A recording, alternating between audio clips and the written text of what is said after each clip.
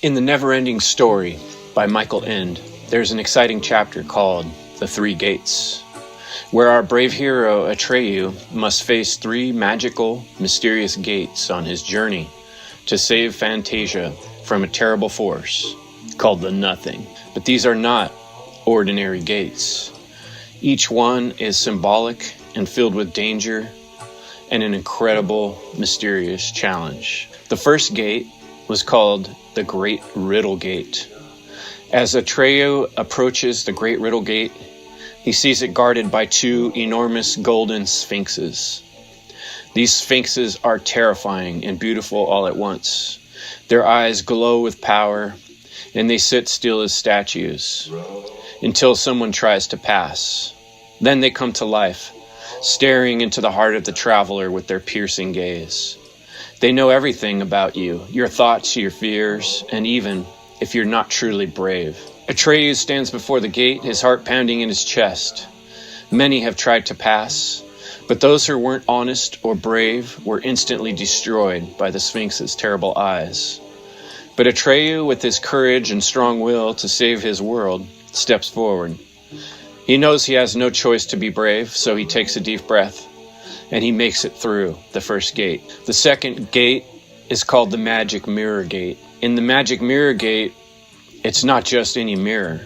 This one shows not your face, but your deepest self, all your secrets, your fears, and who you are truly inside. Many who face the magic mirror turn back, terrified of what they see. Atreyu steps up to the mirror, not knowing what will happen. But instead of seeing his own reflection, he sees something completely unexpected.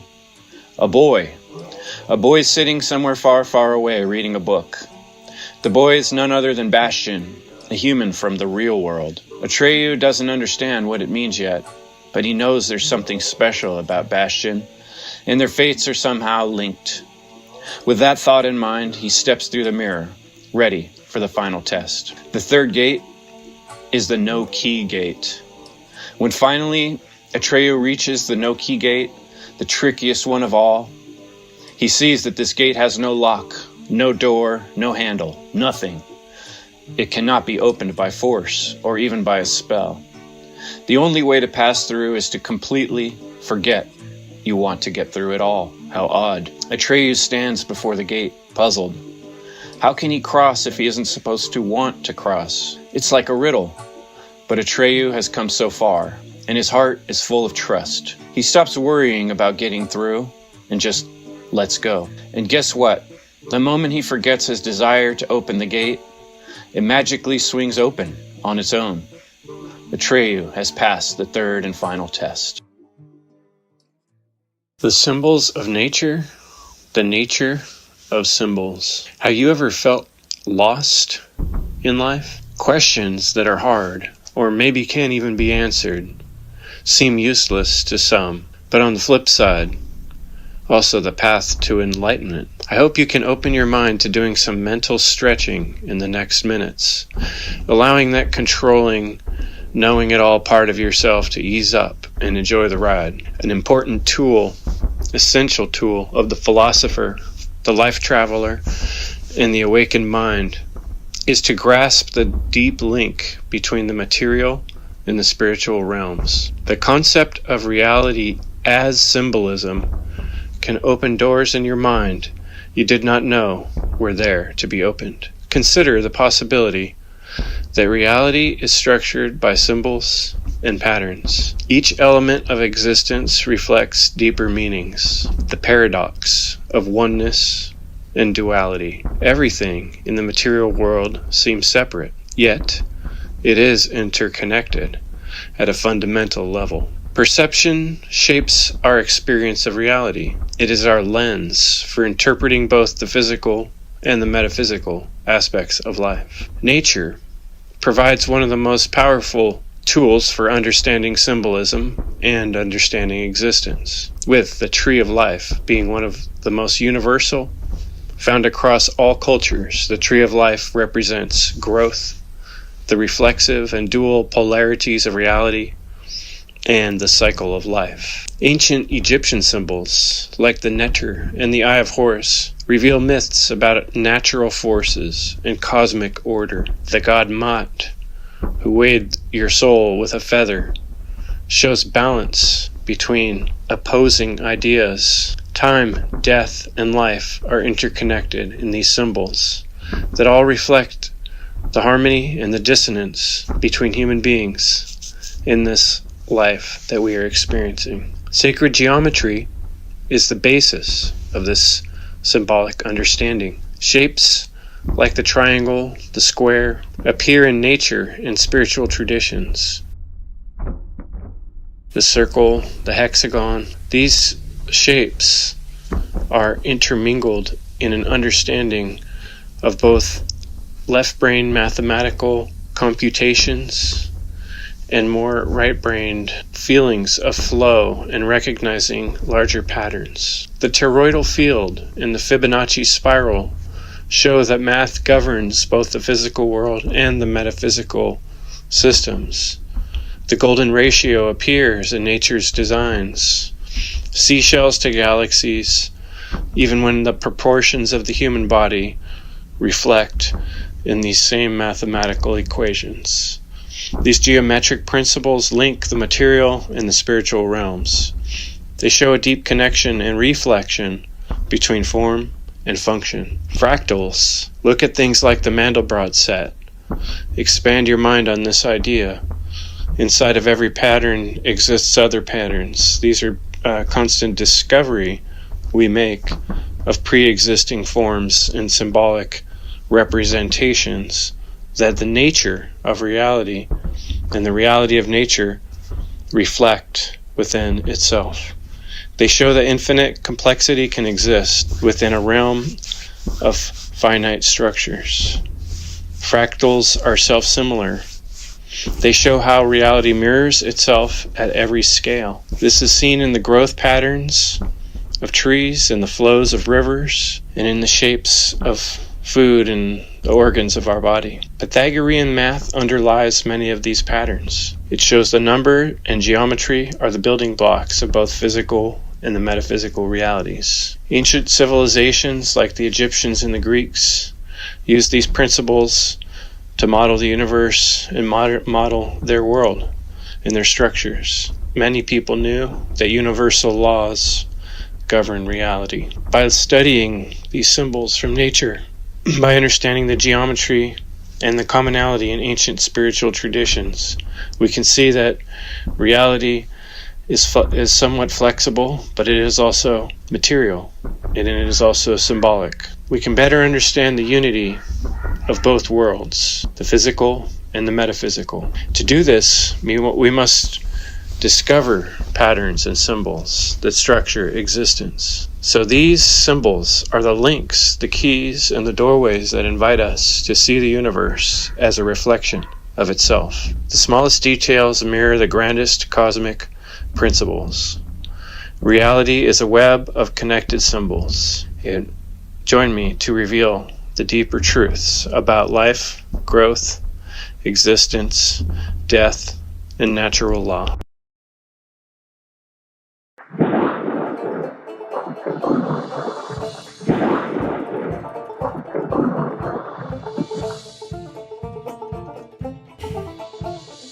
Welcome to the nature of symbols, the symbols of nature.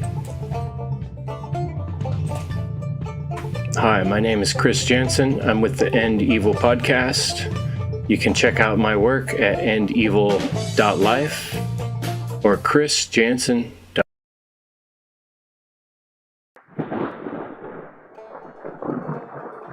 Hello, friends. This is Chris Jansen. Evil is the destruction of freedom.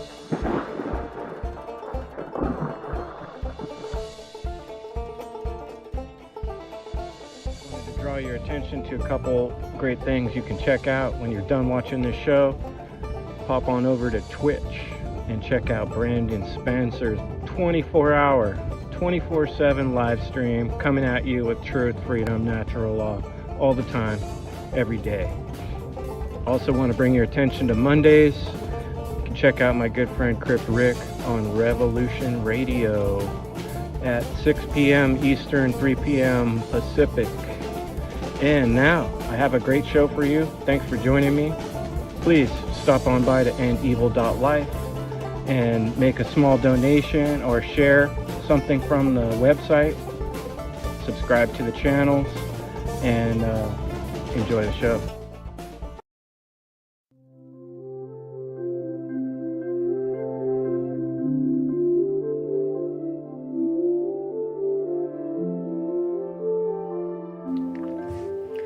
Welcome, friends. My name is Chris Jansen. This is the End Evil podcast. You can check that out at endevil.life or chrisjansen.com. Get on the mailing list so you can stay in the loop. And we have a Telegram chat, and you also might want to check out the One Great Work Warriors and the One Great Work Network. Mark Passio's whatonearthishappening.com. and many other folks, awesome content creators out there teaching natural law. Today we're talking about the nature of symbols. I've been on a multiple part series working with folks on teaching and understanding symbols and the study of symbols, symbology. And in that process, one thing that I have learned a lot about myself is the symbols of nature and the codes and the structures embedded in nature that help us realize the importance of what we're doing here.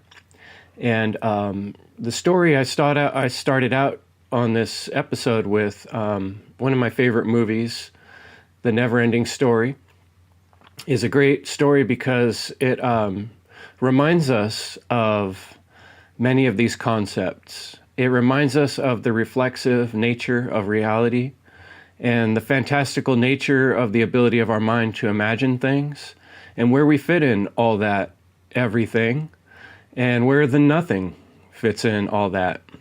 So what do we care about in this world? You know, doing something, doing nothing, and when is it the right thing to do something, and when is it the right thing to do nothing? You know, that's kind of what we're here to work on and figure out. The relationships we have with other human beings, the choices we make in our day-to-day life, all play into this grand scheme of the quest of our life, which is the symbol in the story, the never-ending story. Our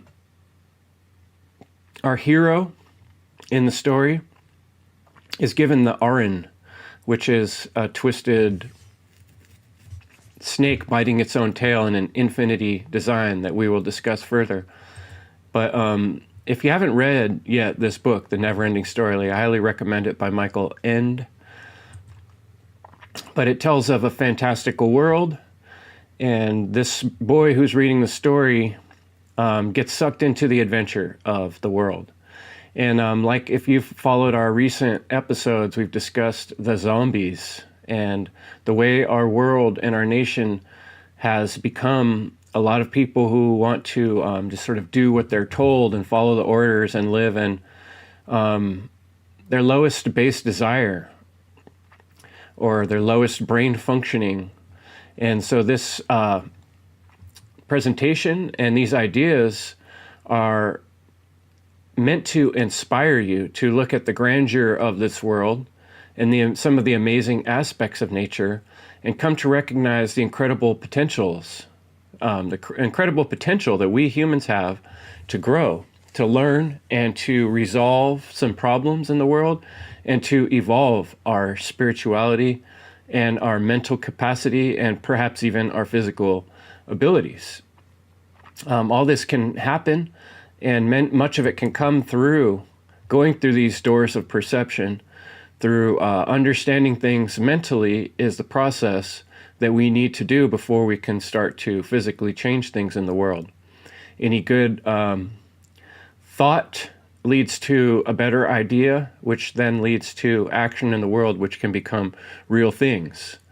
One of the premises of my work is that each of our soul's yearning, desire, is to find the adventure of our own hero's journey, to write the story of what we're here for. In other words, the destiny is not laid out, but part of our job as beings in this realm is to help figure that out. I have a quote somewhere in Alan Watts, and he discusses us being a part of God, but we are also God itself, looking at itself. Almost as if the great all, the universal creator, got a little bored in the history epoch of time and decided to fractionalize itself so it could get a better look at itself. And we are sort of that reflexive mirror in this world, living out our own never-ending story inside the bigger story of the great all.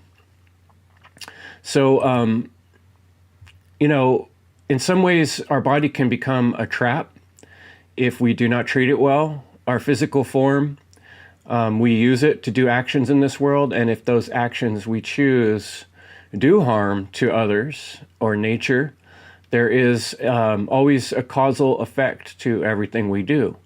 And so sometimes we experience the culmination of a lot of actions we and other humans have done leading up to this moment, which causes a lot of confusion and misery and sorrow. And this is natural law working its way out. Reality, the universe, life itself is here to teach us lessons. And it is all lessons within lessons. And what we're going to find out in this presentation is just like Atreyu's walk through the three gates, that we are also on a journey, an adventure, just like Atreyu. And those of us who choose to take this adventure consciously and to walk forward with our willpower, we can receive great insights and realizations, and we can be part of this amazing, never-ending story. Or, we can kind of sink into the muck like Atreyu's horse, who got stuck into the swamp of sorrow, or the zombies that wander the earth and don't know what they're doing here. So I challenge you to recognize that we are living in a world of enslavement. Mental enslavement is the main way enslavement is being perpetuated in the modern world. I wanted to mention, we've been watching something called The Rings of Power from the Lord of the Rings series recently. And the rings of power represent authority in this world. And people thinking that they can be a god, that they can be as big as the creator or the great all, the great architect, they can do the power that only the great all, the great architect has, which is to give or take away life. The great circle, the great wheel of life is creation itself. And when man tries to recreate this, and we try to create life, but not in the divine way, like has been given to us through the unity of the male and the female, and the mental, psychological, and physical bond that happens, we can be part of this life creation process. But the forging of the rings in The Lord of the Rings and similar stories is about human greed taking over and trying to do something fantastical. Like in Fantasia, where the nothing has taken over, and Atreyu is sent to guide himself through this first gate of bravery, of looking at this scary problem where he sees the whole world being taken over by the nothing. And he's been chosen as an emissary by the princess, who represents this care, feminine care. She's just divine beauty. She's white light. She's young. She's like a child. They even call her the childlike empress. And she's always dressed in white in her white tower, which symbolizes innocence and higher consciousness. And here is Atreyu. He is sort of an avatar of this kid Bastion in the other world, who's imagining, how do we get past all these problems in the world? And this is much like conversations we have with people who project their problems onto us and say, it's impossible to have a better world. We need government, we need slavery because there's psychopaths out there. And, because there's these Sauron type characters out in the world, that we need to have these rings of power. And, Atreyu's mission is not one of violent conquest and cutting up with swords. His is an internal journey, and that's why I think it's such a great symbology for us. This is a never-ending, every day, every moment process that we go through of, dual realities, the good and the bad, the light and the dark, the day and the night, the two parts of ourself, the male and the female, the quiet part of ourself and the loud part of ourself, are always trying to work out these differences. This is our inner conscious, our inner being, our inner knowing. And when we conquer our inner beasts, and usually there's some sort of giving up or withdrawal that happens, or we lose something along the way, as when Atreyu passes through the mirror gate and the no key gate, he has to give up something, and we're reborn. And that's the symbology of the phoenix. The birds can, in nature, often symbols of something that brings us tidings or brings us news or leads us in a direction. Think about flight and the ability to fly. It's like our imagining. It's our an ability that we wish we had. But in the seashell of time, we see the shapes here, the reflection of the seashell and the snail's shell are also symbols of the movement of time, of a slow movement, slow changes happening. And I think this is something that gets in the way of many modern people's minds when they're looking about the big picture of things, is they see the immediate danger of the world we're in, or they see the problems, the obstacles, and they have trouble understanding that the principles are more real than the material world. This is something that was understood by many ancient philosophers on a deep level. And when we look at sacred geometry and the pillars of architecture and beauty in ancient buildings, like we talked about in the Kingdom of Heaven, we see that what's being really alluded to here and described here is our inner path, our inner knowing, and our inner realization. And I wanted to draw some parallels in this presentation to the importance of mathematics and music and beauty. And we can see that when mathematics are employed in building structures, like in pyramids or proportional structures, there's an incredible beauty. As in many of these ancient cathedrals and buildings and churches that we're not even completely sure how they were built or who did it.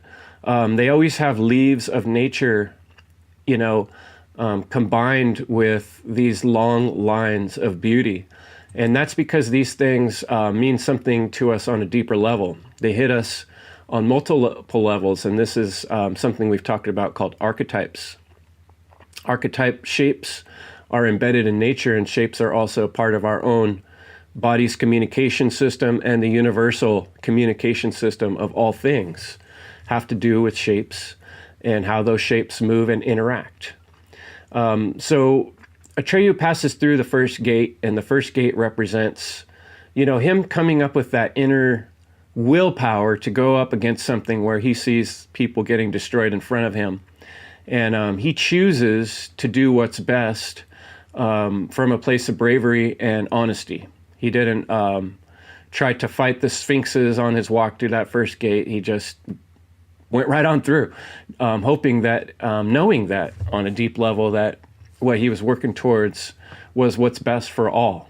And if that's our path, I think we will find that we will see the more benign sphinxes who do not want to destroy us. When we're talking about the forces of the universe, we will be supported by the forces of the universe when we're doing the right thing. Now, that doesn't always mean that there's going to be a simple, easy outcome because of these rings of power that are already in place on the world. Much like in the never-ending story where the nothing had pretty much already taken over, this ring of power represents the authority in the world and the enslavement of humankind. Because this has been going on for many generations, humans have become very, they believe in this authoritarian rule. And what this does is the authoritarian rule devalues choices of the individual. The individual is enslaved by the laws that many other people have put together, or, in our modern system of voting, you're so far from any decision making on the bigger process that your thoughts or ideas don't even really count, don't even play into the bigger scheme of how things are moving in the world. And this is a terrible dynamic because it is leading us in a terrible direction. I want to inspire hope to you, and I want to encourage you to consider something that I call the golden path. I'd encourage people to read the Dune series.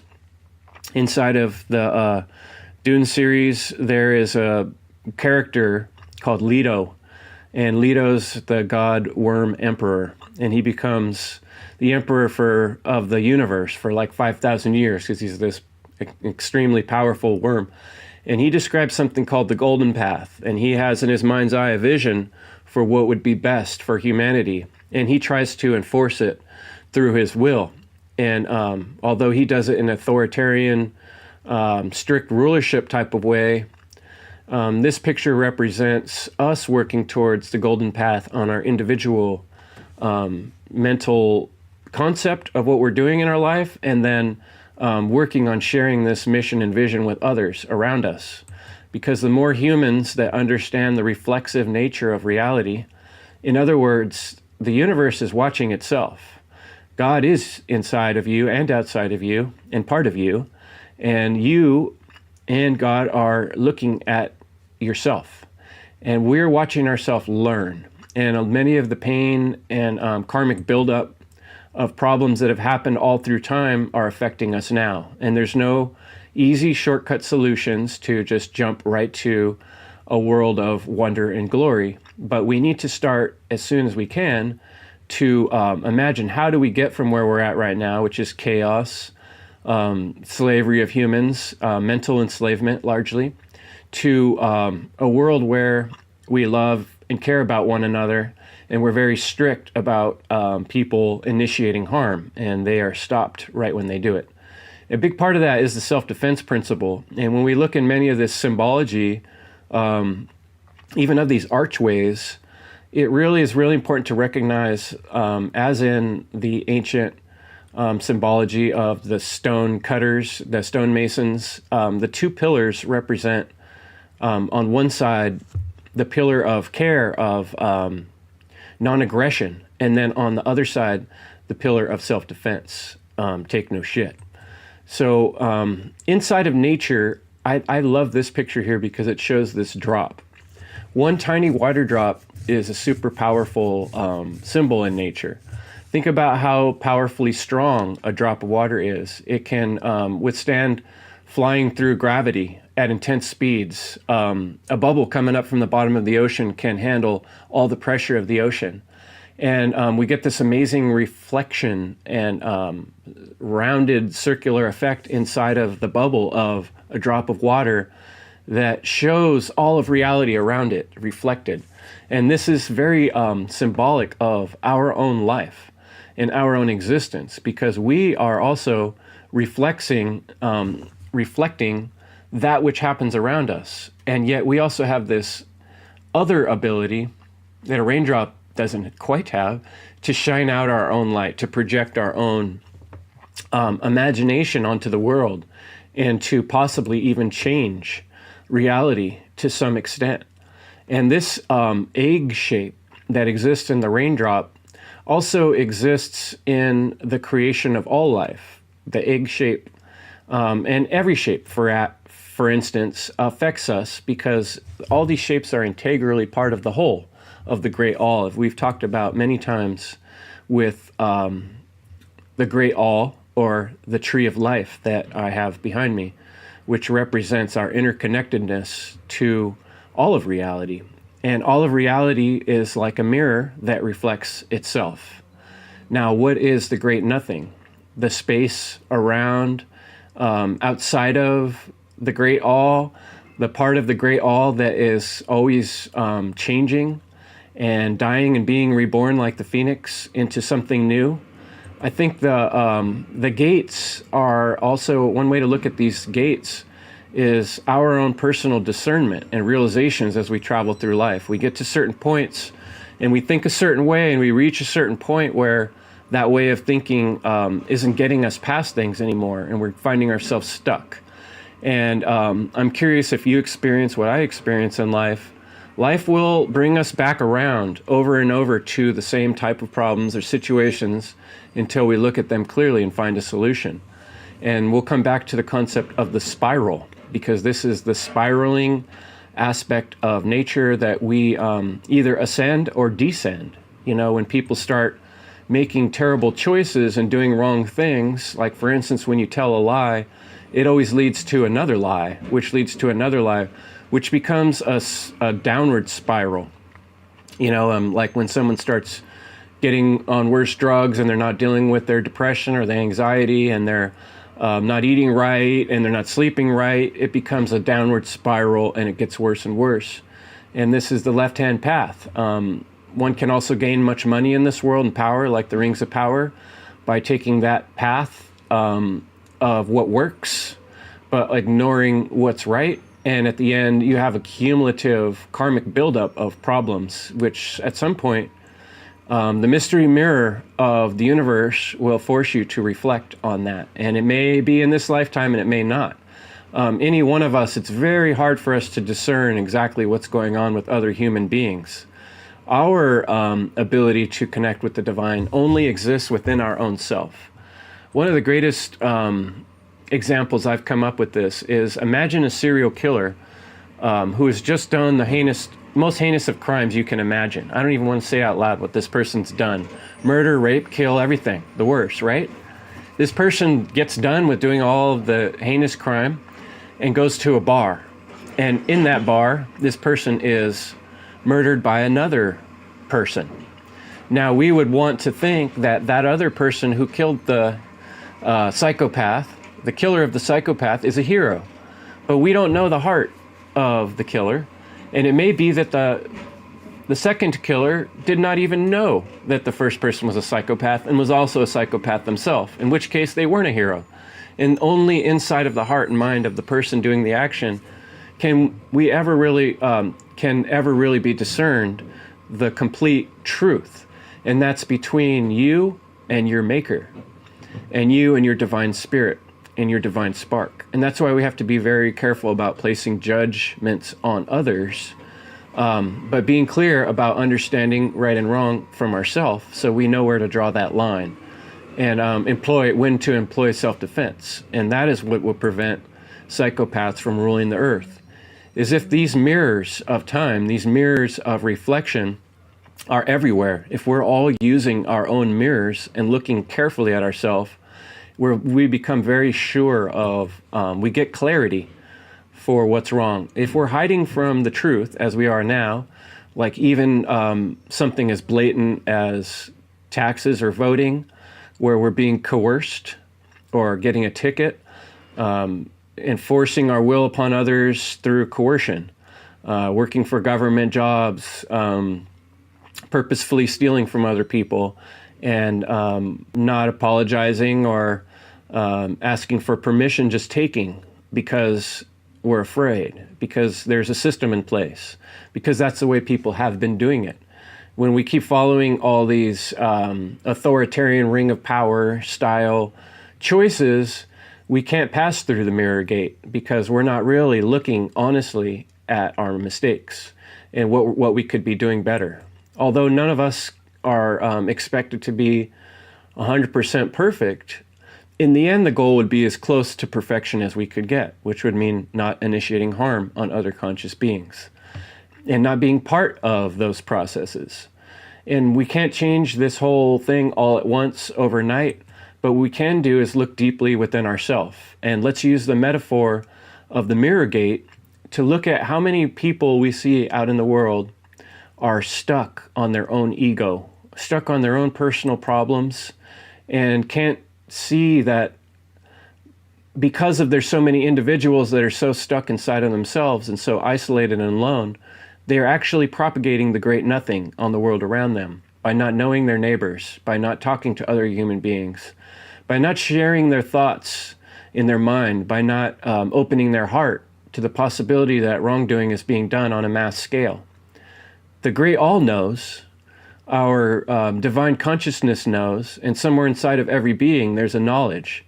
And if we don't face this knowledge of the power of making choices, the power of realizing our ability to say no, the power of our ability to teach others, to continue to learn. Everything kind of goes up in smoke and becomes this nothingness, which is the world we're living. It's very zombie-ish. It's very much neighbors don't talk to other neighbors. Decisions are based on words already printed on a paper that are more important than your individual consciousness in the fantastic world of today's reality, which is like Fantasia. It's a created world that people have used their thoughts and minds and concentrated and focused into reality. The way reality works is it's a fractal, never-ending discovery of shapes and outcomes, and it allows us to choose as we please. It gives us ultimate freedom. And yet, that freedom can also be to create things of danger or harm to others versus creating beautiful gardens of joy and light that we could be creating. I want to inspire people that we could work towards a much brighter future. If we embrace, each of us, our individual journey and work wholly, with a whole heart towards solving our own traumas and our own misunderstandings about reality, we can realize the incredible potential we have as humans to grow and evolve into more artistic beings, and beings that are more skilled in the arts of self-defense, that can shut down evil the moment it pops up its head. And if we're all doing this, we don't have to live in fear of the great nothing or this huge beast of Sauron's mechanical building of all these orcs, which is our modern world. Everybody goes to work, everybody's working for the government or the military industry. They really don't believe in it deep down because they know it's wrong, and yet they keep doing it.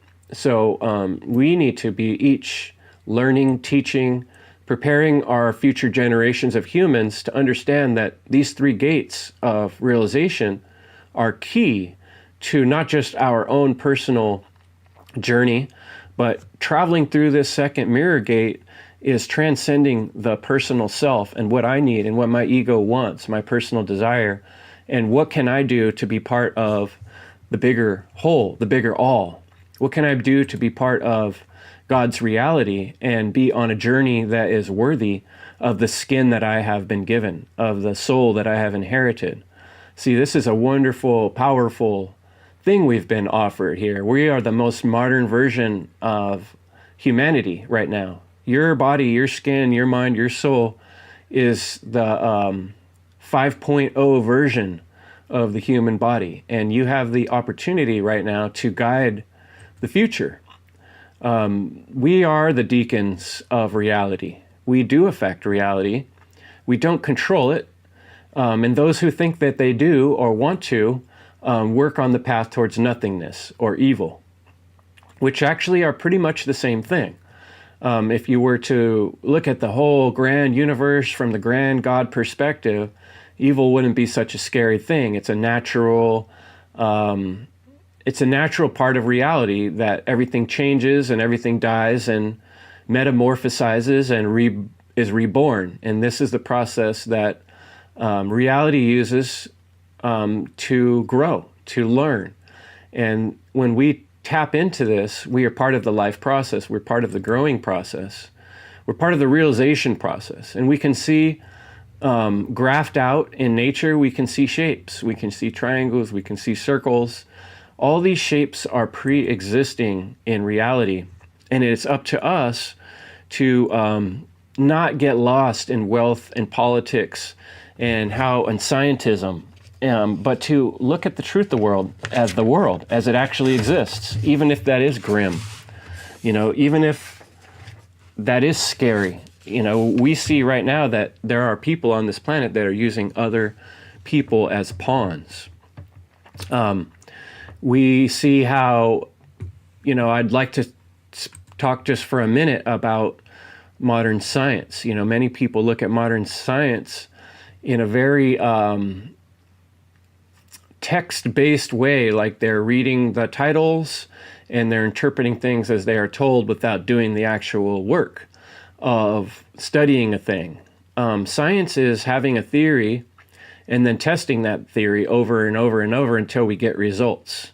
We can become scientists of symbology, we can become scientists of our own life, and scientists of emotional and spiritual matters. We can see what happens when we do wrong in the world and how we feel and how it affects us. If we're honest, the great mirror of reality will show it in everything around us. All we have to do is have eyes to see and ears to hear. So to reflect on deeper metaphysical principles is our responsibility in this world. To defend truth is our job. It's not just an extra thing, but this is actually why we're here, to continually work through the understanding of what is reality. Why are we here? Why do these terrible things happen? Why do good things happen? How do we be part of the change? Right now we have people standing on white towers, right? People acting as if they are innocent, and then they are signing pieces of paper or putting out edicts, laws, rules based on their supreme power of knowledge, which they don't actually have. It's a fantastical idea. A piece of paper, words on a piece of paper, should never be valued higher than the consciousness of a real live human being who's infused with the divine spark of the great all, of reality, of God, of whatever this is that we're part of. Our modern world puts so much power on the great nothing, which is fantastical ideas that humans have made up to control other humans. And, a lot of times it gives us comfort to know that there's humans out there controlling other humans so we don't have to do it, But the truth is the responsibility to transcend the BS of this world and to find the commonality in principles and truth, which is something we can do. We can see these reflections in nature. We don't need to have these things written down because they are written on our heart. They're written in our soul. All one has to do is meditate or look closely at, look at music, look at sounds, look at waves. All these things reflect the same reality, that there's a great mystery. And as much as we can know and take apart, there's still going to be more to know. And the totality of it is amazing and fantastic and it's brilliant. But like if you take a flower and you cut off the petals and you examine the stamen under a microscope, you can understand more about the pieces and parts of flower. But when you stand back and look at it, it's no longer a flower, it's a cut up, messed up little thing, and it's lost its beauty. So there's a balance between the right brain, the left brain, and finding our centered self that can analyze things, look at the mathematics, that can do equations and predictions and have concerns about the future, and yet also feel care and feel what's going on in the big picture and an intuitive. Comparing metaphors is one of these great things I like to encourage to people. When we look at anything and compare it to any other thing, it forces our brain to bridge a gap. And this process, learning how to do this process, what does the path represent in front of me? Does it represent my intention? Does it represent where I'm going in life? You can ask yourself these questions about everything you do. And what is your golden path? What is the best thing you could possibly do for yourself and for others? When you just get past that aspect of only yourself is when you've passed through the second mirror, the second gate. Many people will never get past the second gate because they're stuck in their own ego and maybe their own problems, maybe their own failures. And there's something in their past or something about themselves they're not quite ready to face, so they can be stuck there for eternity. But seeing your place in the entire universe, in the entire world, standing back, looking at the bigger picture, recognizing the amazing gift you've been given, should inspire you to push yourself through this mirror and to ask yourself, with everything I've learned about myself, with all I know about who I am and things I do, what can I do to contribute to the bigger picture? How can I just get past my own problems and start working on a solution that helps not just me, but possibly my children and their children? this is what the stars are inspiring us to do, and not the Hollywood stars, which are a fantastical, silly representation of the real stars of the heavens, right? And as we gaze in our imagination, one interesting thing about our imagination is that we can imagine things that don't actually exist. We can imagine things that aren't actually here. And one of those things we have imagined through time, and maybe it's been impressed upon us by external forces, is this idea that we can control one another, that we can force others to do things the way we say, when reality itself has set up a situation where that will never work. The harder we try to enforce our will on others and make other people, it just destroys life. It just creates trauma. And we're just going to have a huge pile of dead bodies at the first gate, and a huge pile of confused people staring in the mirror at the second gate. So to work towards the fantastical reality that I'm describing, which could be not so fantastical, it involves each of us taking seriously this process of learning and teaching moral law, and understanding that at the base foundational level, just like in Fantasia with its fantastic towers of beauty, the great nothing can eat up, beauty. It can keep eating up beauty and keep eating up beauty, and beauty and life will never cease. They will always keep growing, and you can choose whether you want to be part of that nothingness process of complaining and dissecting everything and taking it apart and never putting it back together, or you can back off and look at Fantasia as a reflection of the world you want to build. And how do you pick one little part of that and add color to it and contribute to the work that other people are doing? When you do this, when you surpass the great nothing, the great nothing also symbolizes the fear of the unknown, right? The fear that someone's going to kill us, that there's some psychopath out there that wants to get us. And these things are true. There are Sauron-like entities and individuals in the world. And there is this force of what seems like the force of evil that people join that leads them down a path towards destruction, stealing, murdering, raping, right? And this fear can project us into a place of cowardice, of hiding, of running away, of looking for someone else to solve the problem. But what we need to do is kind of refocus our eyes and find something in this great, grandiose world that we can do, that, we need to transcend our own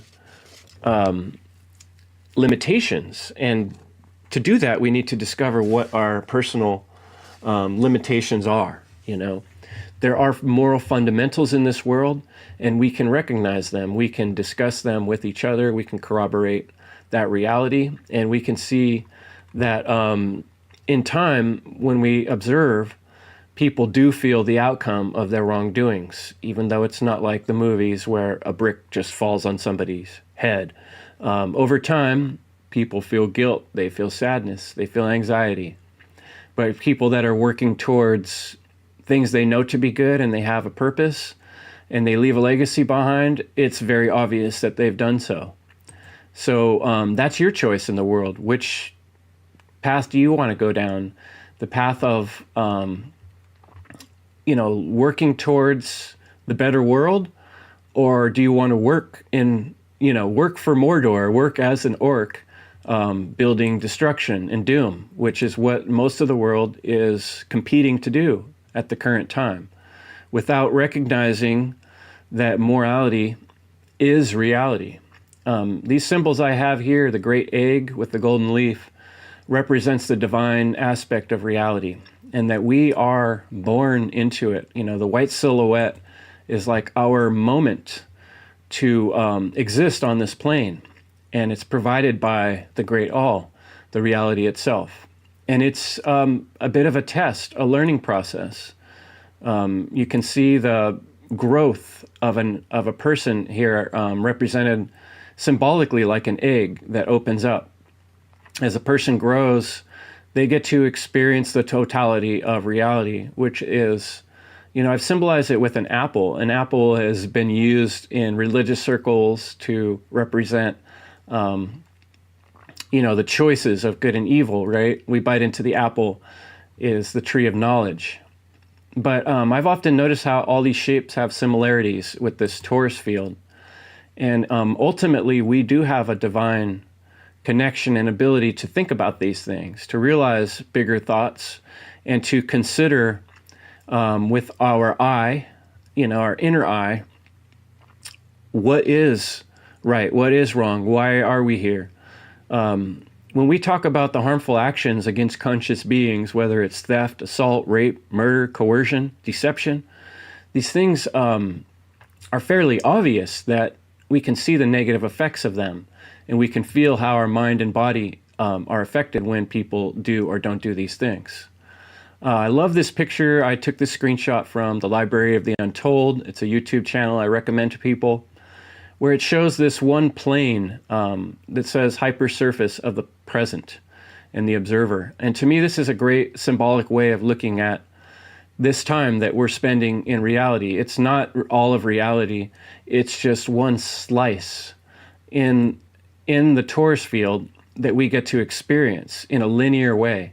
We get to experience life and reality one moment after another. And this is a learning experience. This is a school. These poles of magnetic interference can be seen even in studies of physics and quantum physics, which we're going to discuss in a later presentation. But we can see at the center of the egg, the symbol of birth, like the chicken and the egg, right? And then the roots of the trees, how life will consistently grow and give opportunity and space. And the sign of the netter, the window into time, is also showing the space. These pictures I've drawn of the egg and the magnetic circles are to help us recognize that life begins as a very small electrical impulse, and it doubles, and it's amazing. It's fantastical, and it contains dual nature of reality, where things are sometimes true and not true in the same moment. And it makes it very difficult to discern it all. But like the apple in the glass apple here, we are truth inside of itself, trying to see itself. And we are this kind of like a pause in time where we get to experience what happens when we do or don't do things.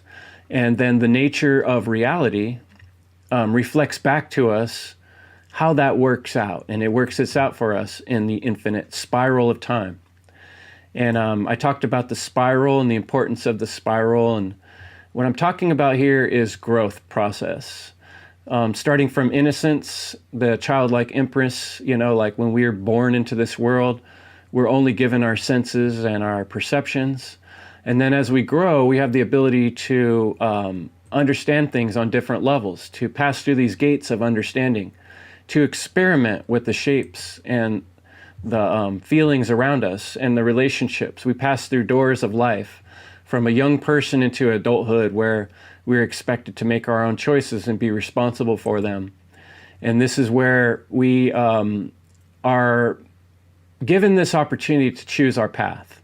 And yet in the modern world, this path, what I'm calling our golden path, is often refined and limited by the great eye of those in power from the last generations. And many of those folks have got into these places of power by choosing deception, by choosing lies, by choosing coercion. And we're standing at the door of reality. What do we do with this when we're enslaved and we see that the powers that be have chosen the wrong path? We have to pass through that no-key gate, and it requires a certain level of trust in the universe and understanding that good will proceed, right? It's a question of what do we do with our time here? And however overwhelming it may be to see all the problems in the world and to see the slavery happening around us, we still have to find a way to walk forward with some positive, optimistic hope towards what we can do with our time. Otherwise, we get sucked into the nothing, or we just become a zombie-like orc who does the bidding of the evil ones who are in charge. So what can we do? We can communicate with one another. We can become scientists in our own right. We can study reality. We can speak truth. However difficult it is, walking through that first gate of the sphinxes staring at us, that's the balance of looking at the danger of our reality and the fears we have in our mind about what could go wrong if we choose the moral path, if we choose the golden path, and be reborn as beings, fully alive and fully excited to grow into whatever form that takes, whatever sacrifice that might be, to reach the other side of the gates of learning. And, that every good thing comes with a certain amount of sacrifice. Every travel we take, every adventure takes energy. We have to reach a mountaintop. We're going to get tired. We're going to get a blister on our foot. To make these realizations, we have to put in serious time. We have to do research. We have to talk to one another. We have to be wrong sometimes, right? But one of the treasures I wanted to share with you folks in symbology, in nature, whether it's the sun or the waves or the ocean, all these symbols, the triangle, they can be used to understand greater principles. The smallest thing represents the biggest thing. The box and the cube is a symbolic representation of being a human in nature.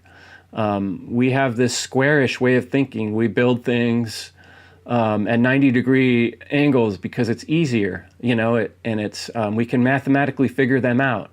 This is our logical left brain self, which is important and very useful for creating like a cornerstone of a building.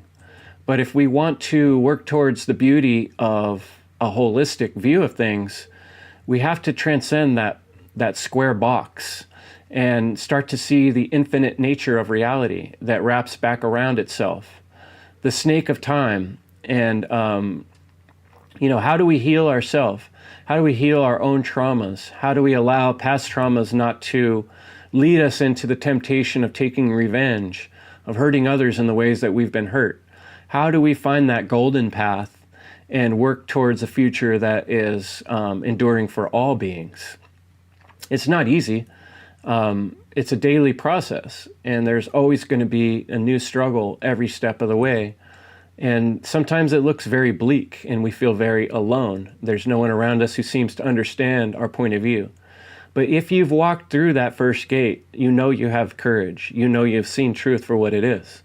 And then that second gate, if you've gotten past your own egoic holdups, or if you're putting your heart into doing that, the third gate will then open for you. And the third gate is, I like to think about the luck dragon.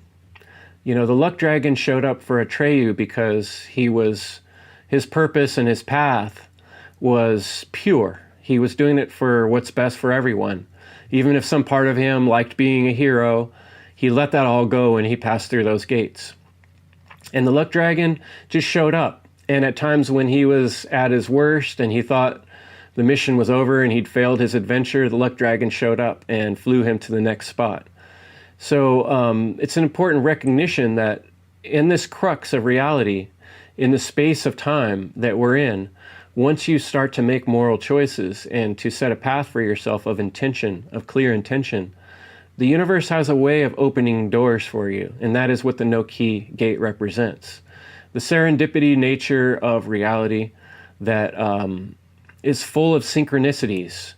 And these synchronicities, if we don't get carried away with them, again, there's a balance to the left and right brain, but to recognize them, to see them, to listen to them, to let them soak into our feelings, and then combine them with our left brain structured thoughts and find the happy medium, find the balance between them, and allow ourselves to be wrong and re-raise ourselves in, like the phoenix, from the waters of the deep, to recognize that this world, this reality is made of our choices. And what we do with them will create the reality for us and others in the future. Our power to alter the future lies within our ability to think, to imagine, and to create ideas. It is this act of philosophizing the thoughts, once abstract, begin to manifest. We can see this process mirrored in the structure of our universe, and we can practice it in our own trivium practice of gathering information and then discussing and processing that information and then putting it out. As the trees put out leaves, we can put out works of beauty in art that reflect that same beauty of nature with veins of truth and rays of light of understanding for others to grasp, and food for the soul of others to understand deep down. This is what I've been feeling all along, but no one has said it. When you speak your voice with truth from your heart, it allows others to awaken their inner soul as well and to be inspired. Inspiration comes from fear sometimes of what we don't want, but by working on that fear, by facing our fear, is how we create the new leaf of life. Not by giving up, not by just waiting, for the leaves to fall, but by being the leaf, by growing, by reaching out for the sun, trying to find the rays of light, by not being deceived by the eyes of power that exist in the world now, even if they are alluring and they seem to act as if they're going to solve every problem. We need to look deeper at, the reality of life and the reality of nature. And what has truly been given to us is the opportunity to fill our own torus field of energy, to put out into the world thoughts and ideas that contribute to reality, so that we then get this luck dragon of time to aid us and be with us on our journey, to open doors of light, to help people see a path that does not require stealing and murdering other people, right? Just like the waves of the ocean, there's a cyclical nature to reality, and I think nature can survive with or without our input. But just like the beach is there long before we were and long after we leave, even if we blow the earth to crap, there still will be water, there still will be oceans, and there still will be trees that will regrow without us. But we have an opportunity to be part of this process and to encourage the lifelike aspects and to avoid the dangers of stealing from others. We can see from, as I said before, in seashells to oceans, the same patterns in nature, the same colors and shapes emerge in all things, and the same reality of truth and objective moral rightness or wrongness exists in all people and all times, whether it's cities or forests. These same dynamics will emerge, just like the shapes of plants and trees that emerge consistently in the forms and shapes they do. And we can appreciate these forms and shapes and find inspiration in them of how to organize ourselves in a similar way. I am sure that just like the bees and just like the shapes of the trees and the leaves as they form, that we as humans can find systems of organization that do not require coercion. We can see in the animal plant world many times how this is done as examples, and we have higher consciousness and ability to think of a plan. And what doesn't work consistently is one human trying to rule over other humans, or coming up with an idea or a thought that forces other people to do things the way that they want to do them. And that is the key component of natural law, is that we are experiencing the outcome of other humans and our own actions in the world. And that is the cumulative experience we are having. And if we see nature around us becoming more volatile, and we see humans around us becoming more volatile, and we feel this end of times thing, coming, it is an urging coming from within us, coming from within nature, telling us it's time to take positive action, to work towards the good, to balance ourselves. And before we finish this presentation, let's talk a little bit about the Orin in the story of the Never-Ending Story. The term Orin in the novel is a made-up word that has no specific meaning. The name is derived from the Latin aurum, meaning gold. It's the key element in the narrative to represent magic and imagination. In the context of the story, it has no exact equivalent. Well, it does. There is the Ouroboros, which is very interesting. We'll talk about that more in a future presentation. But you might want to look up Chiron, the Greek mythology centaur, who was the wisest and justest of all centaurs. To me, the Orin represents the infinite cyclical nature of reality, and that the actions and choices we make always lead towards those outcomes. And what we're experiencing in the world is the engulfing of the world by the great nothing. And so for us, finding that childlike empress, the innocent part inside of ourselves who's willing to be completely honest and look at reality for what it is, we should be holding this Orin as a responsibility, just like Atreyu, to go out in the world and create our own never-ending story, to work towards how do we solve this problem without doing evil upon others, without forcing people to lose their choices and their options, just like we wouldn't want done to us. So, this possession of this Orin in the story, coming from the innocent childlike empress going to the character in the story, which is Atreyu, which represents our journey through the gates of life. But ultimately, it winds up in the hands of Bastian, the young child. And, the evil ones out there in the world, the Satanists, they say, do what thou wilt, which means do whatever you want. And he tackles this idea in this book. And some people interpreted the never-ending story, some of the words on the Orin to mean do what you want, which was intentionally ambiguous on N's part, according to this writing here. The director wanted the inscription to be do what you dream. But Michael N. did not like this. And he said, do what you dream. He said, this inscription is really the opposite of what the message of my book means. Tu was du willst, he only forgets, although I told him, that the sentence originally came from English, namely by the writer Aleister Crowley. And there it says, do what thou wilt. Do what you dream is Peterson's interpretation, and it's the wrong one. It's precisely the error that Bastian is subject to and why he cannot find his way back from Fantasia. He thinks at first it's about doing what he wishes, doing what he wants, to find one's true will. And he does not, it does not all mean doing what you want. The formula goes back to St. Augustine. And you can't do what you want, your true will, either. You'll only find it there. It only leads you back to the human world.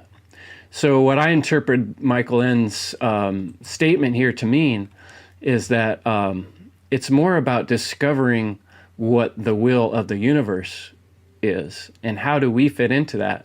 How does my adventure, my story, fit into what's best for the great all?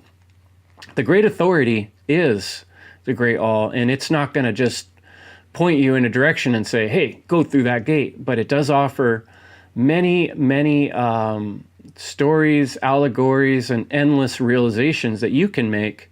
But it's up to you to take that journey, to decipher and discover and learn to see these gates in everything you do. You can learn to use the trivium process or the quadrivium process. You can learn to be reborn in your own thoughts, to not hold on to things so tightly that you can't look at them honestly and see where your mistakes might lie. You can work towards a better future for yourself and those around you. You can teach and learn and struggle with the difficulties of this process, so that when you do come to that place of facing Ma'at and the great feather of weighing your heart, will you be able to say you did the right thing? Will you be able to say that you chose the path, the golden path of what's best for all, truly? Will that last gate open for you? It's up for you to find out. So that's the end of the presentation, but I wanted to share some awesome contributions. If you're not in the One Great Work Warrior Telegram chat, I highly recommend you join that. It's a place where people have been doing a lot of great contributing. And I wanted to share a couple posts I saw in there. I think Inner Warrior was posted by Derek, and that is, have patience with yourself. Nobody ever got better overnight. You'll get wherever you need to be in time. For now, remember that every day that you survive is a step forward. And you have survived many tough days that you thought wouldn't pass. Be proud of yourself and keep going. You're more powerful than you think. Wake up and realize your inner warrior. Healers, this is a post, I think it was Alpha Vuk who shared this. I also have some things that were shared by Oscar. And thank you guys who are contributing. Theo's a great contributor. Derek, Jerry, all you people that are doing work in the One Great Work Warriors, Marvin, Brandon Spencer, and Jim Adams, all you people that are showing up, Crip Rick, and doing this work are contributing to the future, a better future that we're working towards. Healers are spiritual warriors who have found the courage to defeat the darkness of their souls, awakening and rising from the depths of their deepest fears like a phoenix rising from the ashes, reborn with the wisdom and strength that creates a light that shines bright enough to help, encourage, and inspire others out of their own darkness. Here's a post from Oscar.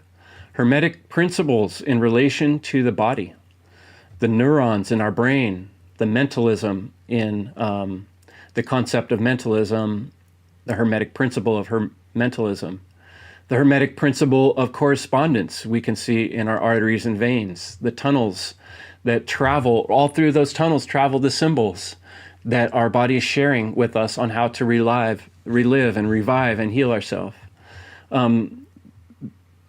The hermetic principle of vibration we can see in our pulse, our heartbeat.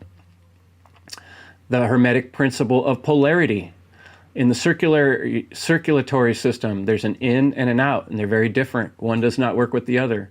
This is the rhythm of life or death. Life and death, day and night. Our lungs breathing in and out, the ocean crashing in and sucking back out. This is polarity. And it is also the reflective nature of reality, up and down, left and right. There's always two wings to every bird. And then he talks about the hermetic principle of gender, which we see in our digestive system and our gut biome. Causality, you put different things together and you get different results, chemical reactions. We can see gender, as I discussed also in this presentation, in that strong masculine box, squarish part of ourself that wants to find 90-degree angles and straight lines in things and know left from right, and then our more right-brain intuitive self that feels our way through things and recognizes patterns and metaphors. Being warrior is a mindset. I think these were from Vuk. Thank you for your contributions for this episode. Be it, see it. Being a warrior is a mindset. The basic difference between an ordinary man and a warrior is that a warrior takes everything as a challenge, while an ordinary man takes everything as a blessing or a curse. That's Carlos Castaneda's quote. And you could say it with a woman. The basic difference between an ordinary woman and a warrior is that a warrior takes everything as a challenge, while an ordinary woman takes everything as a blessing or a curse. It doesn't matter if you're male or female, these truths apply wholly to all of us, especially in this time of extreme moral danger and evil and the nothingness being the majority taking over this world currently. Warriors confront that evil that most people refuse to acknowledge. Bodhi Sanders. So here's Alpha Vuk's, here's a kind of the truth, the hard truth that we have to recognize. Humanity has its head up its ass right now. And so it's up to you and me and Alpha and Derek and everybody else out there listening, Brandon, everyone, every wonderful One Great Work Warrior out there to help with this process of, not being evil, of not being wrongdoing, of learning to do what's right, of learning to care about what's best for all. And this is an ongoing process that we all have to continue working on. It's not easy, but I hope that this inspiration, that this discussion gives you some sort of hope for the future, that there are other people working on this project, and that we can have a better future. And thank you for listening. Check out endevil.life. If you haven't signed up yet to the email list, please do that. There's a little button you can push on End Evil Life or chrisjansen.com. And if you haven't yet joined the One Great Work Warriors, you can find the link to the Telegram chat that's along with all the One Great Work Warriors videos. And subscribe to the YouTube channels, and share the work with others, and be inspired to start doing the work yourself. If you have questions, connect with us, those content creators out there that are talking about natural law and freedom, and we will do what we can to help you out, help you get going. Thanks so much, friends, for joining me on the nature of symbols and the symbols of nature.